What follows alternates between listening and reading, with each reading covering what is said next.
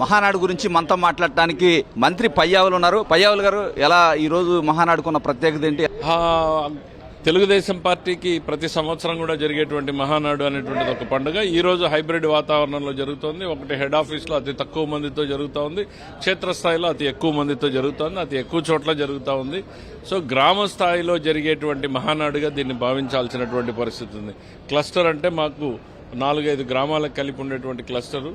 అందులో అక్కడ స్క్రీన్లు పెట్టుకుని అక్కడ కూర్చొని జరగడము అనేటువంటిది డెఫినెట్ గా ఒక ఇన్నోవేటివ్ అప్రోచ్. ఇది క్షేత్రస్థాయిలో కూడా ప్రతి ఒక్కరూ భాగస్వామ్యం అయ్యే రకంగా జరుగుతున్నటువంటి మహానాడుగానే భావిస్తాం. అంటే మీరు సుదీర్ఘంగా పార్టీలో మొత్తం మహానాడులు అన్ని కూడా హాజరై ఉంటారు దాదాపుగా.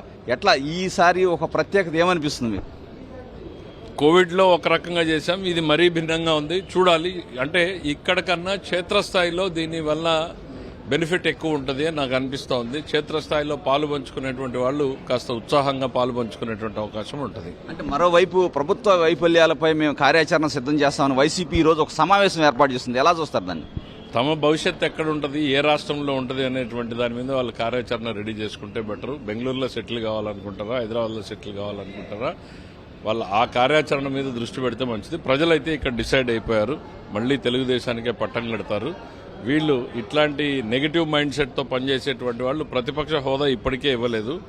ఆ ఒకరిద్దరు కూడా ఉంటారో లేదో తెలియనటువంటి, గెలిచి వస్తారో లేదో తెలియనటువంటి పరిస్థితుల్లోకి పార్టీని తీసుకెళ్లాలంటే ఇట్లాంటి దుర్మార్గపు ఆలోచనలు చేయాలి. ఓకే, పయ్యావుల కేశవ్ చాలా స్పష్టంగా చెప్తున్నారు.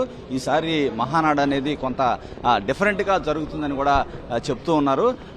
మొత్తానికి ఏదైతే మహానాడుకు సంబంధించి వైసీపీ చేస్తున్న ఏదైతే ఈ రోజు కౌంటర్ సమావేశాన్ని కూడా ఆయన తీవ్ర స్థాయిలో విమర్శిస్తున్న పరిస్థితి మనకు కనిపిస్తుంది. ఎట్టి పరిస్థితుల్లో కూడా ఇక బెంగళూరుకి పరిమితం అవ్వాల్సింది జగన్ అని కూడా పయ్యావుల కేశవ్ చెప్తున్నారు. కెమెరా పర్సన్ రాఘవతో, రవిచంద్రన్ టీవీ, అమరావతి.